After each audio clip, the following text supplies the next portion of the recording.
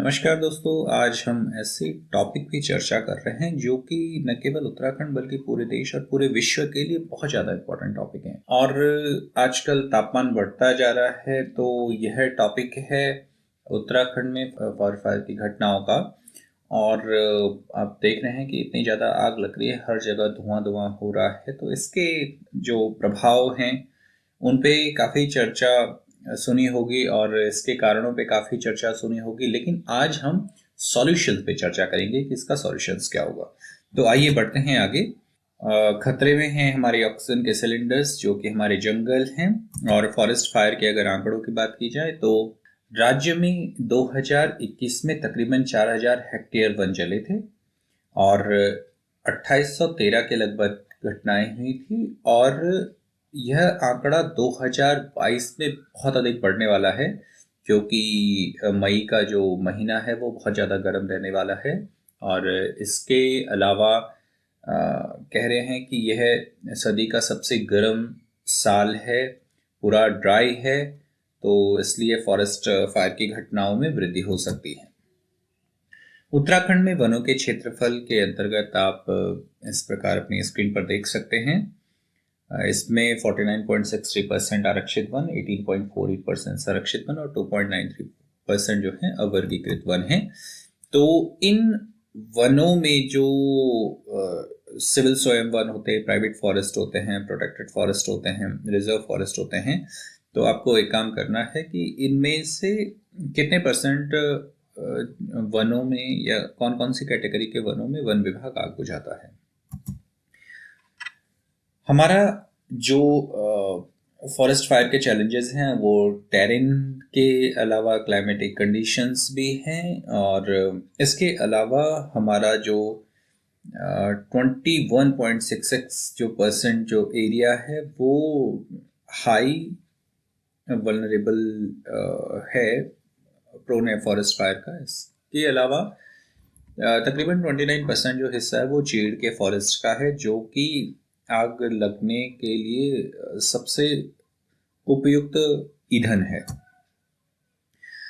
हमने काफी बार सुना होगा, फॉरेन में भी देखा होगा कि एक जहाज आता है और उसके बाद वो आग को, फॉरेस्ट फायर को बुझा देता है, एक केमिकल का छिड़काव करता है। तो क्या हम उसको उत्तराखंड में यूज कर सकते हैं कि नहीं कर सकते हैं? तो इसके लिए फॉरेस्ट फायर डिपार्टमेंट के अकॉर्डिंग किसी भी केमिकल को अभी तक बिना उसके प्रभाव जाने फॉरेस्ट फायर में यूज नहीं किया जा सकता, क्योंकि इसका हिमालयन जो बायोडाइवर्सिटी है उस पर एडवर्स इफेक्ट पड़ सकता है। और जब तक ये रिस्क कैलकुलेटेड नहीं किया गया, शायद सही भी नहीं है उन केमिकल्स का यूज करना। इसके अलावा कई बार हम देखते हैं कि जो जंगल में फॉरेस्ट फायर बुझाने के लिए जो हेलीकॉप्टर्स जाते हैं, तो वो अपनी जो बकेट्स होती हैं जिसमें पानी भरा रहता है उससे बुझाया जा सकता है उस आग को। तो इसमें दो तीन बिंदु गौर करने वाले हैं। जो चैलेंजेस हैं उसमें एक तो सबसे पहले कि फॉरेस्ट फायर इतनी ज़्यादा घटनाएं हो जाती हैं कि विजिबिलिटी हो जाती है बहुत कम, तो उसमें हेलीकॉप्टर का उड़ान भरना रिस्की रहता है। दूसरा है कि इंडियन एयरफोर्स अगर डेप्यूट करेंगे तो 1 2 3 4 हेलीकॉप्टर डेप्यूट कर सकते हैं, और वो 53,000 किलोमीटर जो एरिया है उत्तराखंड का उसके लिए बहुत कम होगा। इसके अलावा जो वाटर बकेट रहती है उसकी एक लिमिटेशन है, केवल 5000 अगर कैपेसिटी की होगी तो 4000 3500 के लगभग ही वो पानी कैरी कर सकता है। और इतने बड़े एरिया पे अगर छोटा सा स्मॉल अमाउंट अगर पानी गिरे तो वो आपको बहुत खास बुझा नहीं पाएगा। इसके अलावा जो वाटर बकेट जो होती हैं हेलीकॉप्टर्स की, वो काफ़ी सर्टेन हाइट से वो ड्रॉप करती हैं। और फॉरेस्ट फायर में इतना ज़्यादा टेम्परेचर होता है कि कई बार तो वो ग्राउंड पे पहुंचने से पहले ही इवेपोरेट हो जाती है। तो ये भी नाकाफी प्रयास है। इसके अलावा अगर हम ये सोचें कि फॉरेस्ट फायर को डायरेक्ट कन्फ्रंट करके बुझाया जा सकता है, तो जब फॉरेस्ट फायर अपनी चरम सीमा पर होती है तो उसको बिल्कुल सामने से बुझाना लगभग नामुमकिन सा हो जाता है। और वैसे भी फॉरेस्ट फायर जो ट्री के जो क्राउन होते हैं उनसे बढ़ सकती है। अंडरग्राउंड फायर जो है, जो जड़ों से होते हुए जाल होती है, वहां से आ सकती है।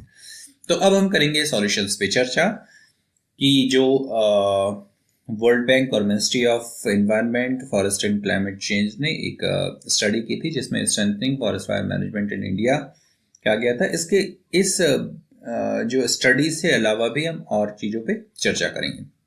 तो जो पहले सबसे प्रभावी जो उपाय है कि हमारी फॉरेस्ट फायर्स की जो लाइन है वो बढ़े। तो सबसे पहले जानते हैं फॉरेस्ट फायर लाइन क्या होती है। तो जंगल में आग के नियंत्रण के लिए एक प्रकार के चौड़े रास्ता बनाया जाता है जिसमें कि कोई झाड़ी, श्रब्स, पेड़ वगैरह कुछ होते नहीं है, तो इनको कहा जाता है फायर लाइन। तो इन्हें टाइम टाइम पे पूरी तरह साफ रखा जाता है। इनके जो जमा पत्तियां होती हैं, झाड़ियां होती हैं, उन सबको साफ किया जाता है। और इससे एक फायदा होता है कि जंगल की एक हिस्से की जो आग होती है वो दूसरे हिस्से में नहीं पहुंच पाती because of this fire lines. तो उत्तराखंड में जो फायर लाइन्स हैं, जो फॉरेस्ट डिपार्टमेंट के जो आंकड़े हैं वो है 16,443। और इसमें से कितना एक्टिव है ये थोड़ा सा कंसर्न है। शायद फॉरेस्ट डिपार्टमेंट इसमें अच्छे तरीके से अपना मत दे सके। ये जो फायर लाइन है इनकी संख्या में जो साल दर साल वृद्धि होनी चाहिए, जिस हिसाब से फॉरेस्ट फायर की संख्या में वृद्धि देखने को मिल रही है, तो वो कुछ हो नहीं रही है। तो कैसे हम फॉरेस्ट फायर की लाइन को बढ़ा सकते हैं? तो क्या रोड जो होती हैं वो वाइल्ड फायर को स्टॉप कर सकती हैं? तो इसका काफी हद तक जो जवाब है वो हाँ माना जा सकता है। प्रदेश में जो सड़कों की लंबाई है वो 48,471 किलोमीटर है। और जो भी फॉरेस्ट के बीच से जो भी रोड जा रही है उनको फायर लाइन के रूप में कन्वर्ट किया जा सकता है। और इनको फायर लाइन के रूप में कन्वर्ट करना क्यों अच्छा है, इसकी 2-3 रीजन हैं। पहला रीजन तो जो फायर लाइन होती है उसके आसपास कंट्रोल बर्निंग की जाती है ताकि काफी चौड़ा एरिया मिल सके। तो सुगमता के जाने के लिए नियंत्रित जो दाहन होता है उसको करने के लिए रोड सबसे ज्यादा सूटेबल होती है। तो वहां जाया जा सकता है और उन रोड के किनारे जो है वो नियंत्रित दाहन किया जा सकता है। इसके अलावा अगर आग लग जाती है तो फॉरेस्ट लाइन तक जो रोड होती है वहां तक जो अग्निशमन वाहन होते हैं या फॉरेस्ट विभाग के जो अग्निशमन वाहन होते हैं वो वहां पहुंच सकते हैं और जंगल के एक हिस्से की आग को दूसरे हिस्से तक पहुंचने से रोक सकते हैं। जो दुर्गम इलाके हैं वहां तक भी जो गाड़ियां हैं वो जा सकती हैं रोड के थ्रू। तो इसलिए हम रोड को फॉरेस्ट फायर लाइन पे कन्वर्ट कर सकते हैं। इसके अलावा एक और अच्छी बात है कि हमारे यहाँ छोटे छोटे वाटर स्प्रिंग हैं पहाड़ों पर। तो इन वाटर स्प्रिंग को भी हम फॉरेस्ट फायर को बुझाने के लिए यूज कर सकते हैं। यूएनडीपी के एस्टिमेट के अनुसार 2,60,000 जो स्प्रिंग्स हैं वो स्टेट में हैं और उनसे ड्रिंकिंग वाटर वगैरह आता है, जैसे पंदेरा, नौला, गधेरा वगैरह जितने चीजें। तो इनको भी हम फॉरेस्ट फायर कंटेन करने के लिए यूज कर सकते हैं। इंटीग्रेटेड वाटरशेड प्रोग्राम बहुत अच्छा हेल्पफुल है फॉरेस्ट फायर के लिए। और जो भी फॉरेस्ट फायर के वाहन जाते हैं, जो पंप जाता है फॉरेस्ट फायर को बुझाने के लिए, वो इससे पानी यूज कर सकता है। तो अभी हम जलागम प्रबंध निदेशालय की अगर बात करें तो तकरीबन 8 वाटरशेड, 116 जो है सब वाटरशेड्स और 1,110 माइक्रो वाटरशेड हमारे पास हैं और इनको फॉरेस्ट फायर बुझाने के लिए बहुत अच्छे तरीके से यूज किया जा सकता है। इसके अलावा इनकी संख्या और बढ़ाई जा सकती है।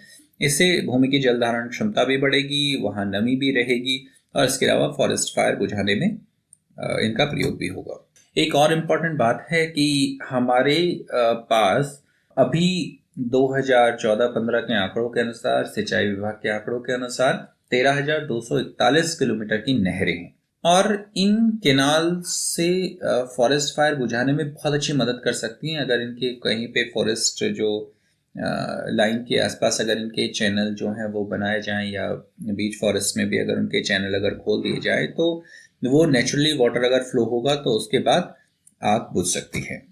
ये सबसे इम्पॉर्टेंट है कि लोकल्स पीपल को हायर करना, क्योंकि उनको टेरेन की जानकारी रहती है तो वो फायर फाइटिंग बहुत अच्छे तरीके से कर सकते हैं। और इसका सबसे अच्छा एग्जाम्पल जो देखा जा सकता है वो हमारी नियरेस्ट कंट्री नेपाल में देखा जा सकता है, जिन्होंने कि 2015 के लगभग कम्युनिटी प्रिपेयरनेस को फॉरेस्ट फायर के अगेंस्ट यूज किया था और इसमें बहुत अच्छी सफलता मिली थी। और इसमें जो कम्युनिटी थी उसको अच्छे तरीके से ट्रेन किया गया और उसके बाद उन्हें आग बुझाने के लिए भेजा गया। मैक्सिको का नेशनल फायर फॉरेस्ट प्रोग्राम ये बहुत ज़्यादा सक्सेस हुआ। 2013 में मैक्सिको ने ये इम्प्लीमेंट किया था। इससे पहले 5,000 थी या फॉरेस्ट फायर फाइटर्स की संख्या, तो जो डिपार्टमेंट है उनने बढ़ा के ये 22,000 के लगभग कर दी।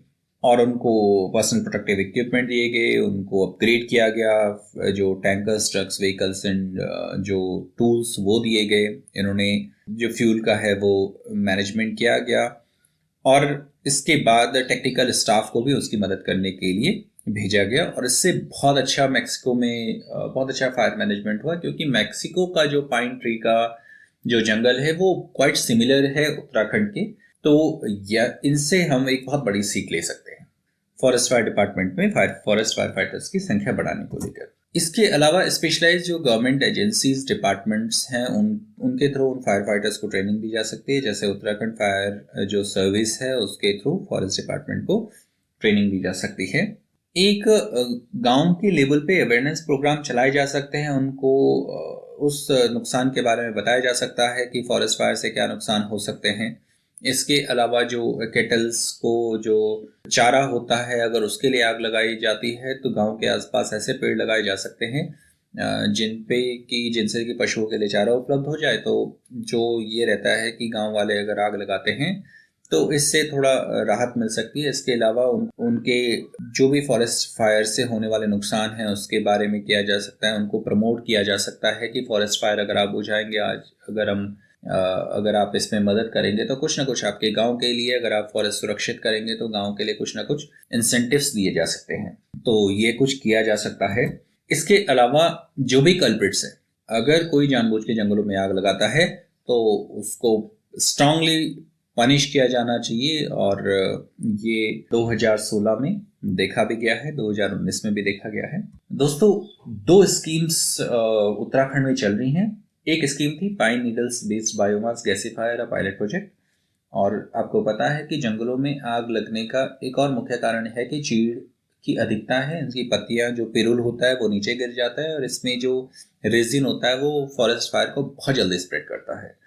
तो उत्तराखंड गवर्नमेंट ने जो रिन्यूएबल एनर्जी डेवलपमेंट एजेंसी थी, उन्होंने एक प्रोजेक्ट बनाया था कि पिरुल के प्लांट लगाए जाए, उससे बायोमास बनाया जाए, उससे ब्रिक्स बनाए जाएं, उसके कोल बनाया जाए उससे। और काफ़ी ऐसे प्लांट लगे भी, लेकिन इनको बहुत अधिक प्रमोट किए जाने की आवश्यकता है। इसके अलावा मुख्यमंत्री घसारी कल्याण योजना जो है उसका दायरा बढ़ाया जा सकता है। जो भी जंगलों में इस तरीके की सूखी पत्तियां हो जाती हैं, सूखा पिरुल हो जाता है, उसको इकट्ठा करने में भी इस योजना का प्रयोग हो सकता है।